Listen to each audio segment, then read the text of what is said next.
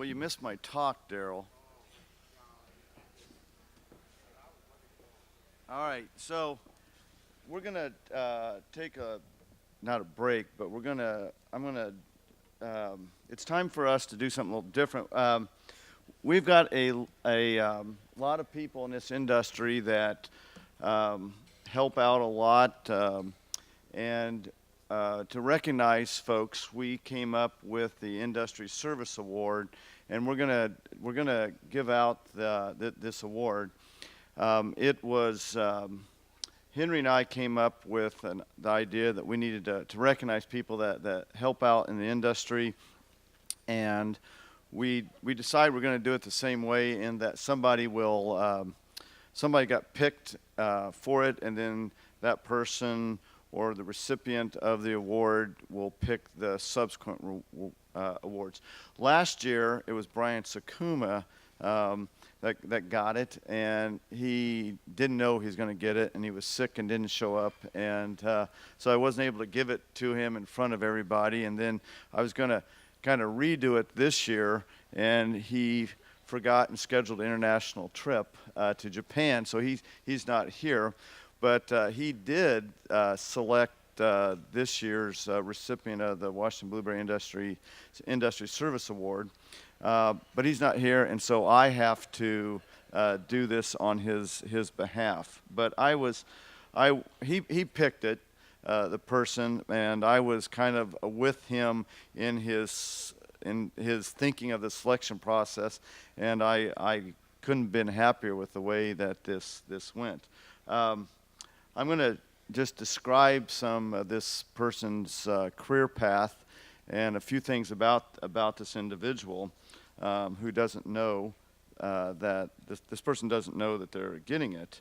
But the individual graduated from the Nooksack High School in 1970, which rules out just about everybody in here. He got an undergraduate degree in 1974 at Washington State University and roomed at WSU with Marv Infield. And a comment that I got from Marv Infield was the only way that he made it through school was because of his roommate, because Marv always wanted to do other things, but Brian said we needed to study.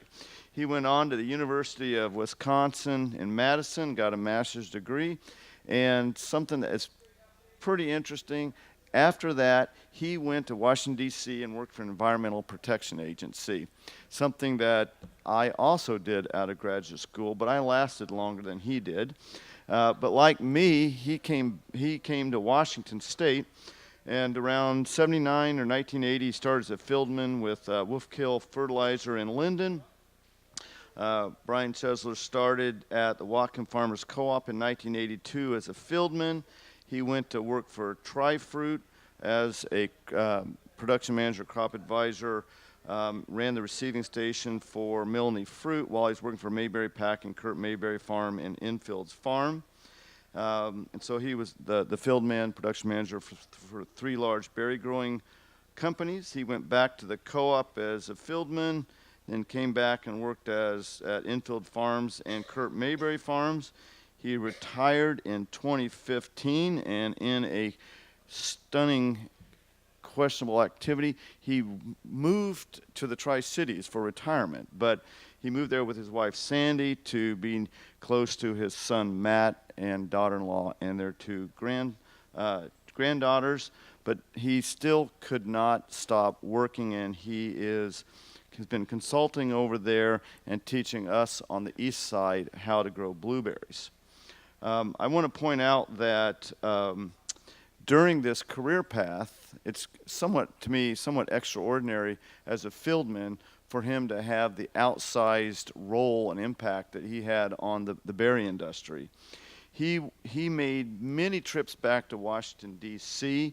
He was one of the point people in the effort to generate the funds to start the Small Fruit Research Center. He negotiated with Senator Mark Hatfield and got $3 million to start, or he was part of the process, but when the point people that got to $3 million, it started the Small Fruit Research Center. He was the Washington Blueberry rep to the Small Fruit Research Center for years. He was the head of the Washington Blueberry Commission's Research Committee for years. He was the Washington Berry representative on the Washington State Commission on pesticide registration.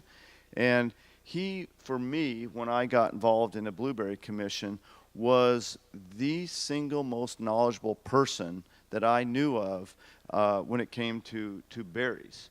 Henry Bierlink has a similar opinion. He kind of feels that, you know, it's not just he's getting a Blueberry Industry Service Award, but his service was in blueberries and raspberries, and Henry described him with the same words I did, was he was my go-to guy. And someone else described him as he set the high water mark on what it means to be a fieldman, and that mark has not been surpassed. And when I ask other people what they comment, to say something about him, it was almost always the same thing, and that was just, he was just a fantastic guy, he's just a good guy, and I don't know why they're putting it all in past tense, but anyway, it was just uniformly received as this is the right person for this. So, Brian, come up here, and I want to give you an award.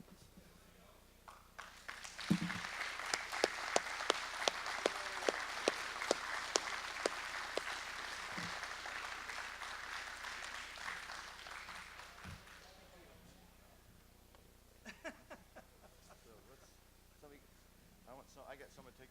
I just hold this here.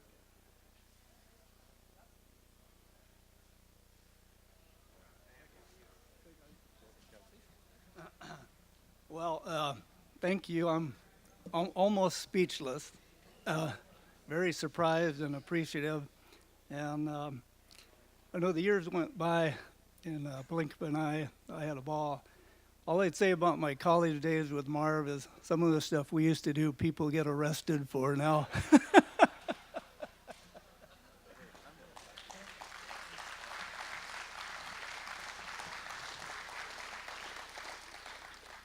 I couldn't be happier with this.